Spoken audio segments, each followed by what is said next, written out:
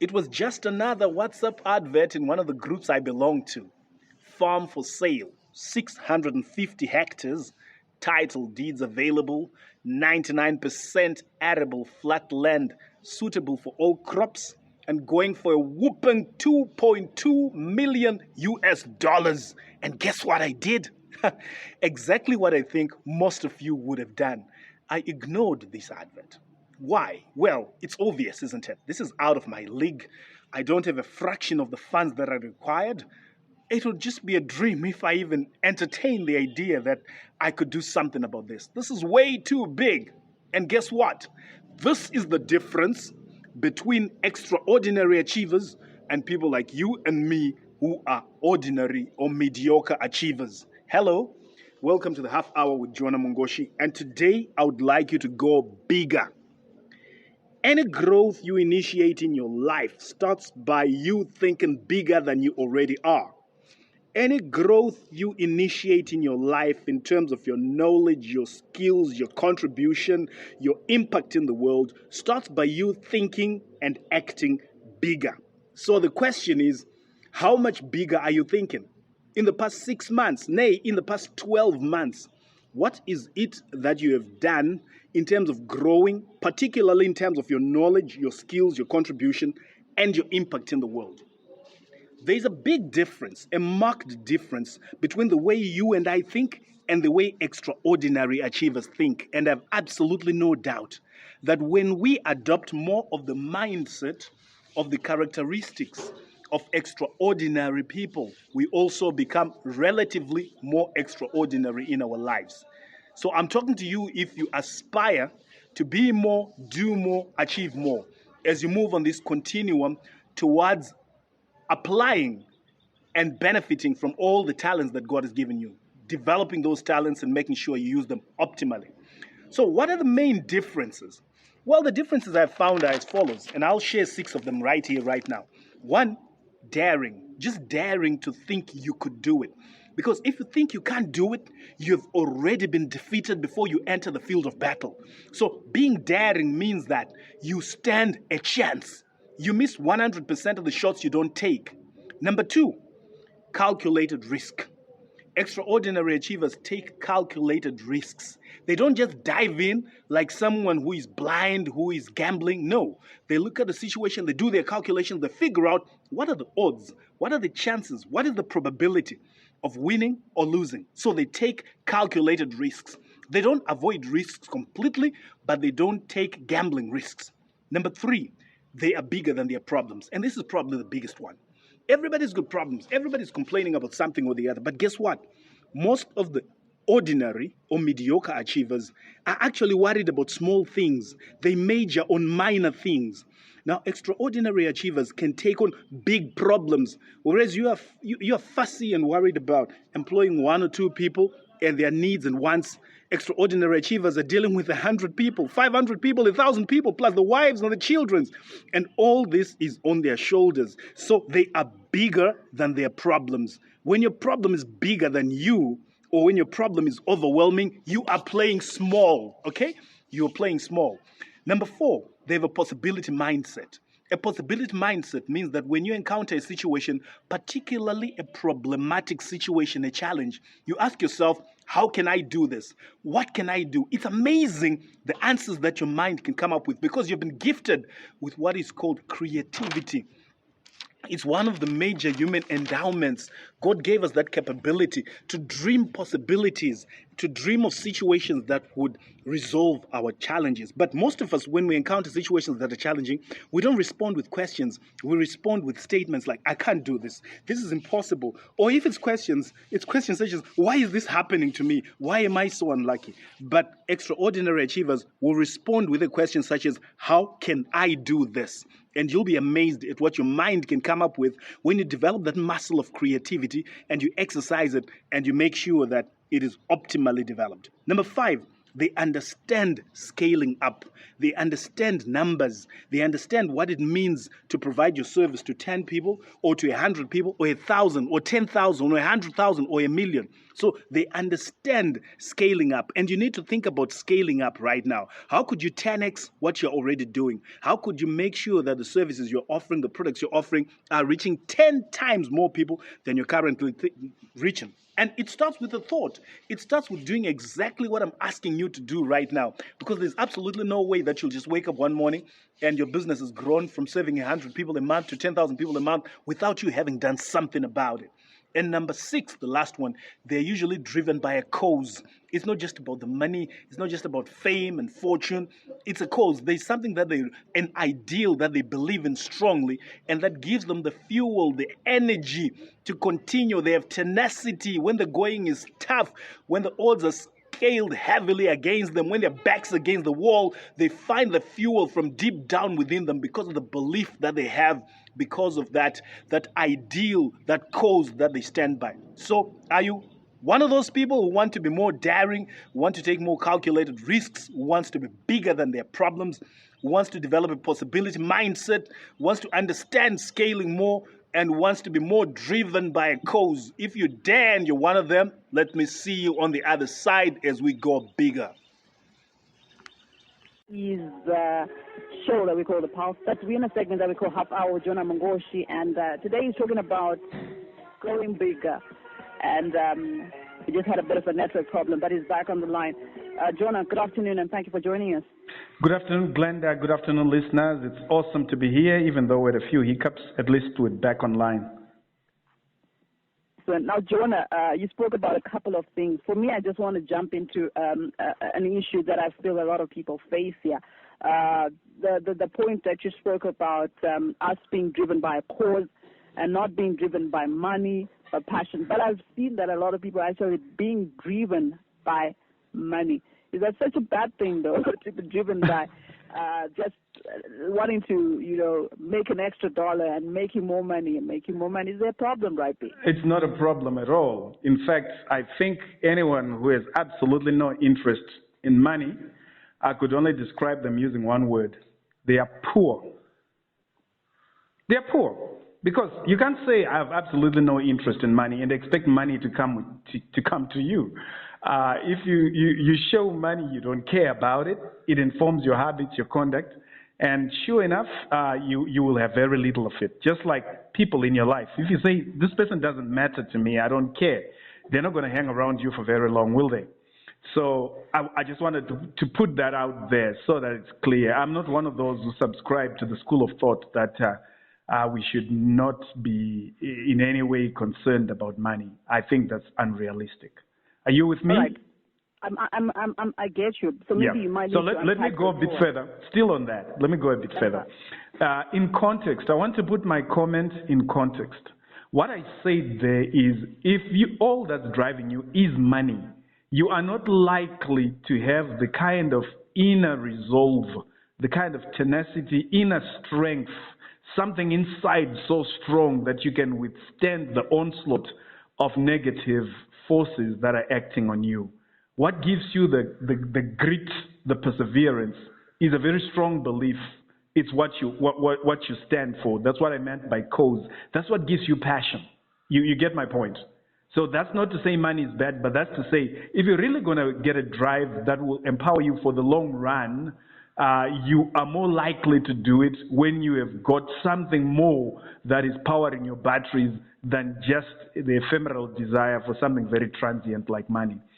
The final point I want to say on money is that money is great and it's good to yearn, to desire to have more money, because money is an expression of ability. With money, I can build a hospital, I can help the orphans, I can take my kids to school. So money is an enabler. However, if money causes us to sacrifice our principles, that's one that I've said, and I'll say it again because we all need to hear that.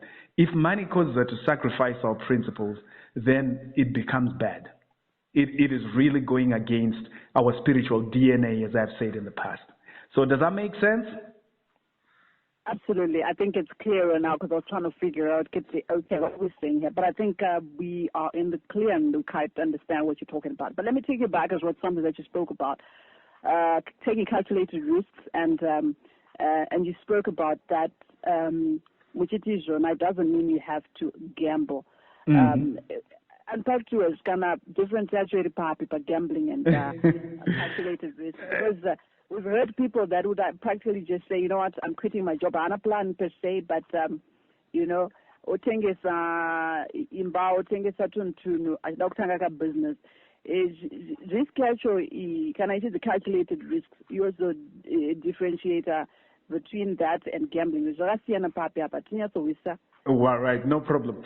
Let me maybe use an example. Firstly, talking about what you've mentioned, someone maybe just saying, you know, I'm so excited about this idea, infatuated with their own business idea, maybe leaving their job, selling their house, etc.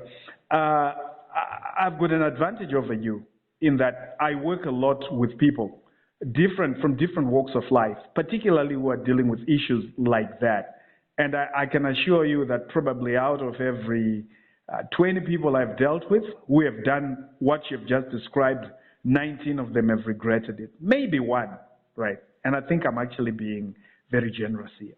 So it's not that you don't get the odd person there who takes this crazy risk and somehow makes it. It's just by chance. It's statistics, right? But if you want to reduce the probability that you will actually end up in a terrible situation, then you need to take a calculated risk. And let me take you back to my opening example. Remember that advert for 650-hectare farm? Do you remember that? I remember. Yeah. So here was the advert. Let me just, in case somebody has just joined right now, let me just recap. Right. So it was an advert in a WhatsApp group that I'm on. It's a business WhatsApp group. And somebody was selling a farm, 650 hectares, full title deeds, 99% arable land, flat land, suitable for all crops, going for $2.2 million US. I saw this and I'm like, I'm ignoring this. This is out of my league. I mean, there's no point in even dreaming about it. I don't have this kind of financial resources. It is too big a project to even think about. A friend of mine who is on the group, whose financial situation is not very different from mine, took a completely different perspective. Do you want to hear what he did? What did he do? He writes to a mutual friend of ours and he says, look, here is an opportunity we have just found. I think we can do it. And the friend said, who are we? And this is his response, and I'm reading here. He says, an agri-land and livestock wealth trust. So he figured we can set up a trust, crowd-funded by as many investors as it takes. We have a lot of people putting funding into it, and then he divided the farm. It's 650 hectares divided into acres. It gives us 1,606 acres. And then it says asking price is 2.2 million. If we divide that by 1,606 acres, it gives us 1,370 US dollars per acre. This farm can be bought by 1,606 investors owning a single share of an acre or as many as they can afford. Acre units can be purchased over a year in installments of roughly $115 per month. He's done the math. All investors are formed into a farm trust. Second year investment or running concurrently with purchase phase will go towards production. Monthly installments from all 1,606 investors are $184,690. The same amount is also available to production and operations monthly. He's done his calculations. He has worked it out, and he dares to think big. How many people, let me be honest with you, how many people, Glenda, do you know who would think like this in such a situation?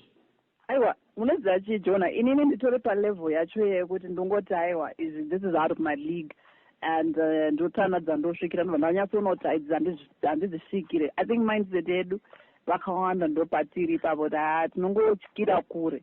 And unlike what I've said in the past, with this example, I was exactly where you are. I just said, no, there's absolutely no way.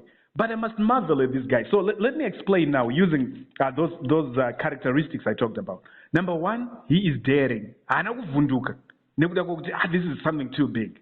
And this is one thing I found. There are two people that I coach who are millionaires. It's amazing how calm they are when they are faced with a situation that is of massive proportion.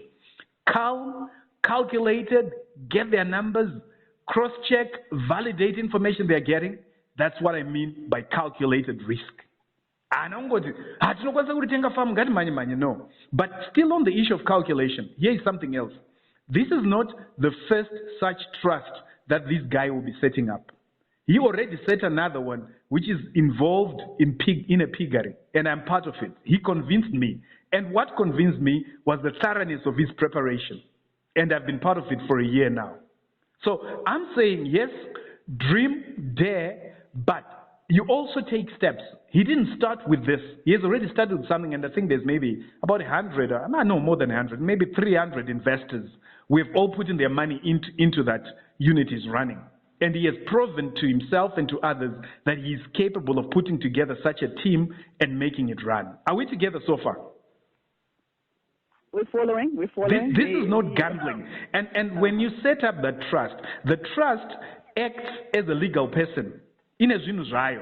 Trust ikanzi yafolder. We don't go to this guy's house and say takutora zvinhu kubva kumba kwako. No. It's a separate entity. So there's division there of risk. There's risk for the trust, there's risk for the individual, but it's calculated. Now, I know some people might think it's beyond me, and this is my trust, but all I'm saying is, if you can do even Mubatani, you have got more power. This is what we call synergy. More money than you would make if each one was working independently. You can have bigger projects. You can attract bigger money. And part of the reason why Africa is so poor is that although this is part of our Ubuntu, we have lost it. We don't trust each other. We are not trustworthy with each other. And we seem to think taking a shortcut is the way to wealth, whereas it's actually the way to poverty. Being untrustworthy is a curse. And you can't have proper business in an environment where you can't trust somebody. So he's daring. He takes calculated risk. He is bigger than the problem. When we saw this and we discussed it with my better half, she said, you know, you could do this. And I said, I could, but you know what? I'm scared. She said, you're scared of what? I said, well, I've got 1,000 investors there. What if something goes wrong? And all of them are sending me nasty emails. They're posting on social media. Can I handle it? Guess what? I'm not bigger than the problem. When you're bigger than the problem, you can handle it. You develop the mindset to say, whatever comes, I will handle it. Possibility mindset. I didn't think, but how could I do this? If I really wanted this, how could I do it? I didn't think like that. What came into my mind was, I can't do this. Obviously, I didn't give it a second thought. It's like, no, this is impossible. And only when he gave the workings, and I thought, hey, wait a minute, look at what this guy did with the piggery. It's possible. It can be done. Of course, this is like 3, 4, 5 times what he's done with the piggery, but the fact that he has done it at that scale with 300 people, it's possible to do it with 1,600. It's just more numbers. Understand scaling up. This guy understands numbers. He understands the power of numbers. He breaks it down, but he knows when we add it together, the $1,370 that each investor is putting in, when we add that together for 1,606 investors, we have got the 2.2 million. He understands scale. He understands numbers. Driven by a cause?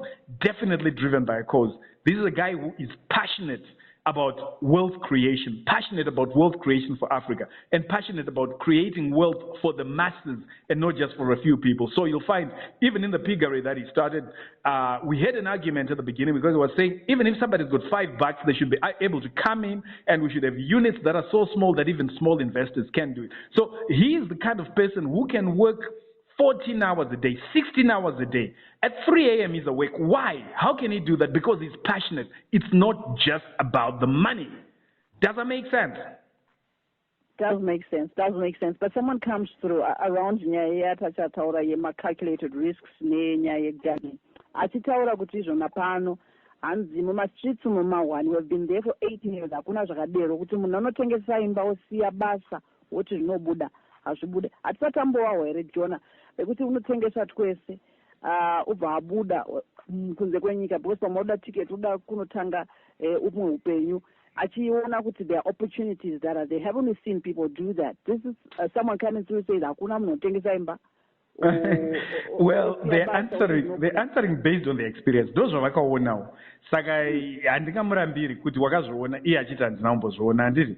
But I can say from my experience, as I said before when we started, kuti inini I deal with a lot of people. So I've seen a lot, and I'm also not that young, at 53. I've seen a lot and experienced a lot, and I can assure you, when I give you advice, it is based and enriched by numerous experience. It does happen. There are people who take those risks. There are not that many. But out of those who take that risk, most of them fail dismally. A few of them, very few, succeed. But I would say it is not worth taking such a risk when you can calculate your odds. And remember what I've said, and I'll reiterate it. Most people underestimate what they can achieve in the long term and overestimate what they can achieve in the short term. So they want instant success. They want things to happen right here, right now. But in reality, it doesn't happen like that. You know, just because you impregnate 9 women doesn't mean you'll have a child in 1 month. It takes 9 months. So we need to be realistic about that. And a lot of times when people take such high risks, it's because they're trying to gain something instantly. They want to gain wealth instantly. And most of the time, it doesn't work. What else do we need to understand here around going big? Going big. Let me add, there are 3 more characteristics that I had not covered in the first intro that I did in the 5 minutes or 5.5 minutes or so. Number 7 is bias for action. These people have got a strong bias for action, whilst the rest of us are still planning to plan. Once they've made up their minds that I am going for this, they immediately start taking action. And they take action consistently. So think about it. How many ideas have you had? And think about, out of those ideas, how many of them were like, you know, this is a really good idea. I think it stands a good chance. At least I could try it, even on a small scale. And yet, you ended up not taking action. The excitement fizzled out before you had even taken any action. Because actually, action is motivational. When you take one action, it gives you momentum. It gives you the energy to take the next one and the next one. So people who achieve extraordinary success or who take who live at an extraordinary level in terms of exerting themselves, who think and act big, have a strong bias for action. Sometimes I call it passion for performance. They are more action than talking. Right? They leave the talking to people like me. Right. Number 8, they have what I would call obsessive focus.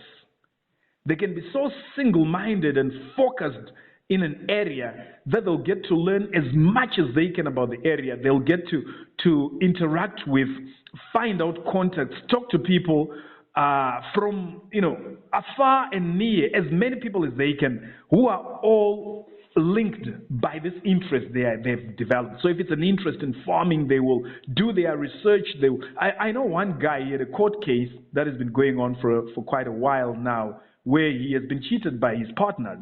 And he has studied the law that applies to his case to the extent that he critiques and advises his own lawyer, who spent years at the university studying law. But his interest in the matter is such that he has spent sleepless nights looking at precedents, what has happened in the past for cases like this, etc. That obsessive focus where they will just dedicate a tremendous amount of time to get to know the nitty-gritties of the area that they're going into. And you know what that does? It minimizes the risk of failure. Because ignorance brings failure. When you get to really know what you're doing, your chances of failing are less, which is why you put more trust in a pilot who is experienced, who's flown this similar planes before, than somebody who's flying for the first time and will say, hope for the best, hey? So that focus that comes from devoting a lot of time and effort pays in the end. Number 9, and I'll end here, is they have discipline. They have the discipline to put in place systems, to put in place procedures, to put in place processes. You cannot scale up when you lack discipline, when your systems are messed up, when you're doing things in an ad hoc manner. So just sitting down and writing a process, this is how I'm going to do what I'm doing. right?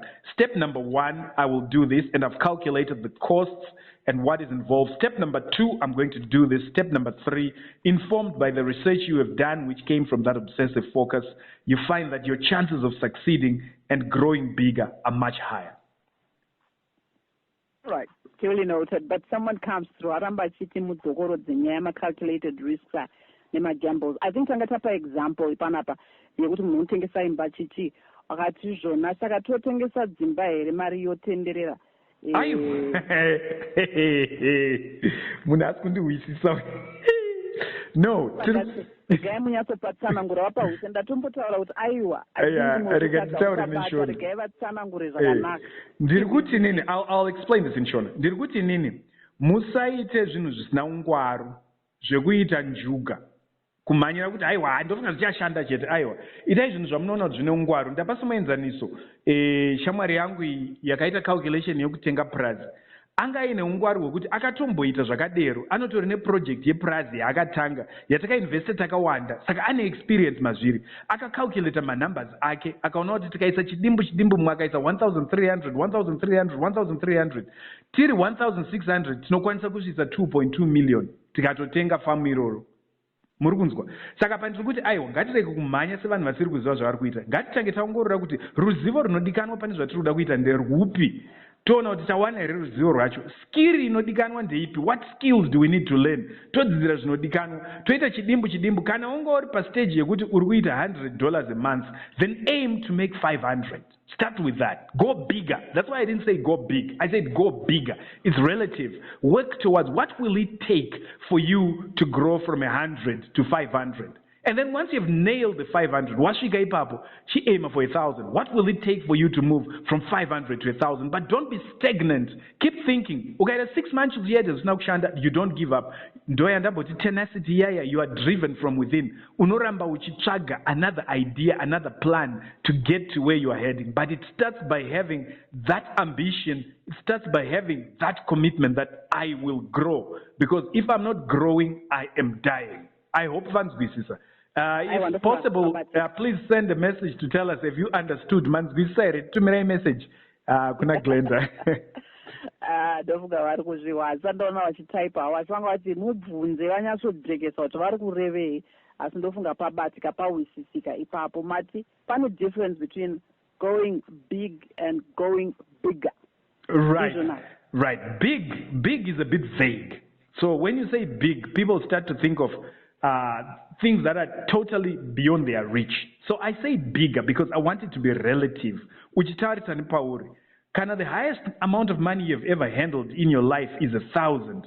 And you come to me, you say you have a project worth $1 million. I will not be interested because I don't think you have developed the muscle yet to handle $1 million. But if you come to me, you say, I've handled 1,000, I'm aiming for 10,000. I'm more likely to buy that. I mean, depending on the solidness of your plan. So when I'm saying growing bigger, it's a stage. Stage and it's up. It's just like developing a muscle. You don't just start by going for 100 kilograms, right? If you're of average size like some of us, you will start small and then you gradually increase and your muscles become stronger and stronger. It's the same with money. Each one of us has got a money muscle. $100,000 right now, they might not even live for the next month. Because I started to develop a muscle. They're just so irresponsible, right? So you need to develop that muscle, and it is a process, not an event. My son, someone comes through, says to me, John Amgoshi is my everything now. I like this inspiration. And working with figures. I like that you're a friend of yours. He's a genius. This is Tipa Budiriro. And what a lesson. Jonah, I had to let you go. But before I let you go, anything that you might want to add before we announce who won between you and I? We had a battle. We always have it's a foregone conclusion. Those what wander over left, right, and center is always. But anyway. I think that's because I think we're cheater somewhere in between. Because within... but we find out the results. Did it add any value?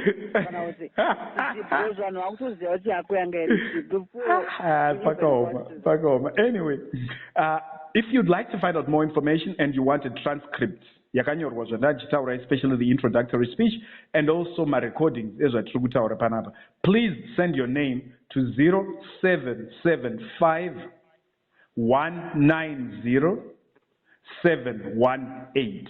You send your name via WhatsApp to this number 0775 190 718. The last thing I want to say is that if you're going to be an entrepreneur, there are two important things that you need. One is resourcefulness. Finding the best way yekushanda nezvaunazo. Instead of complaining with what you have, how best can you use what you have? And two, innovativeness. Doing things differently but adding value. Resourcefulness and innovativeness. Go bigger. Over and out. Over and out. We catch you next week, same time. It's been great as usual. And I must say, this time around, I take it home. Congratulations. Yes, though you tried to squeeze in a little, you did a bit of cheating there, but I didn't work out for you in the positive. But thank you so much. I will acknowledge some of the people that got in touch with us. Next week, we do this again. Thank you so much. Always good. Great. Bye now. Bye-bye. All right.